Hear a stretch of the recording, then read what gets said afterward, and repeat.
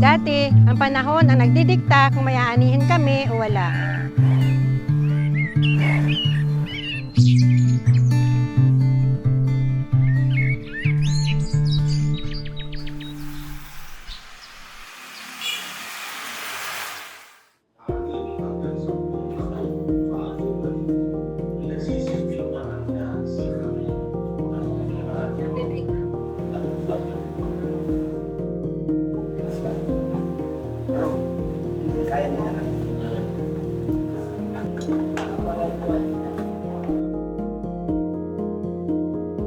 Gusto namin dito sa Mayani na ibahagi sa inyo itong mga makabagong pagsasaka.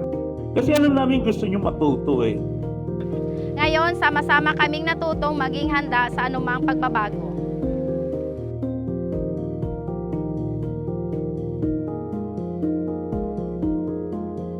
Paano ima-market? Di po ba sabi ko ni Farmer George, ang problema po natin yung pagma-market. Ang sabi niya is at least 20% reduced fertilizer. Ang seaweed, pinaprocess namin into biostimulant. Through WPI, meron tayong mga ginagawang hakbang para in the future, hindi na po tayo magugutom.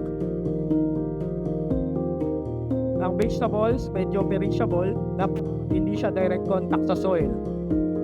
So, ayun po, isulat niyo po yung dalawang suliranin, kahit dalawa lamang po. Yung ibibigay po namin ay yung sigurado po kami gusto at kailangan po ninyo. Tutunan po ngayon sa seminar paano pangalagaan ang mga pananim, paano kumita. Ang training na ito ay maaari ko pong i-apply, hindi lang po sa akin sarili, at maaari ko rin itong ibahagi sa kapwa ko farmers, kapwa ko mangingisda. Maraming salamat po Mayani. Natanggap namin at training dito sa Conjugan. Ito po ay aking ibabahagi sa aking mga kasamahan. Marami rin naming natutunan at best talaga ang tinuro niyo sa amin. Thank you po.